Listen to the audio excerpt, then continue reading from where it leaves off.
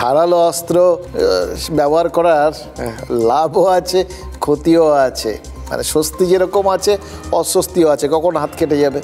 আর পুরনো অস্ত্র যদি হঠাৎই ধারালো হয়ে ওঠে, তাহলেও কিন্তু স্বস্তি অস্বস্তি সেগুলো একইভাবে হয়। খেয়াল করে দেখুন, সেই জিনিসগুলোই তো হচ্ছে। এই যে দিলীপ ঘোষ আজ হঠাৎই সোশ্যাল মিডিয়ায় পোস্ট করে দিলেন যে শ্রমিক ভট্টাচার্যের নেতৃত্বে নবান্নে পৌঁছবেন। এবার তাতে নিজের পরিচয় দিয়েছেন দলের সাধারণ সৈনিক, স্বঘোষিত সাধারণ সৈনিক। তো এই স্বঘোষিত সাধারণ সৈনিক আর সদ্য নির্বাচিত সভাপতি দুজনেই তো এখন দিল্লিতে। দিলীপ ঘোষ কি ওই দিল্লি গিয়ে বিজেপির কেন্দ্রীয় স্তরের নেতাদের সঙ্গে দেখা টাকা করে জল মাপছেন, নাকি তিনি আছেন, তিনি সৈনিক, এখন সৈনিকের মানসিকতায় লড়াই করবেন এই বার্তাটা দিচ্ছেন?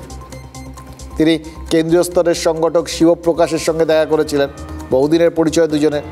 এবার এইটা নিয়ে একটা জল্পনা কল্পনা চলছে, কেউ কি ওনাকে ডেকে পাঠিয়েছিলেন, নাকি উনি গেছেন। এবার যেটা শোনা যাচ্ছে যে শ্রমিক ভট্টাচার্য তিনিও দিল্লি গিয়ে সুনীল বনসালের সাথে ওই রাজ্যের সংগঠন নিয়ে কথা বলেছেন, আর তারপর শিবপ্রকাশের সঙ্গে দেখা করেছেন।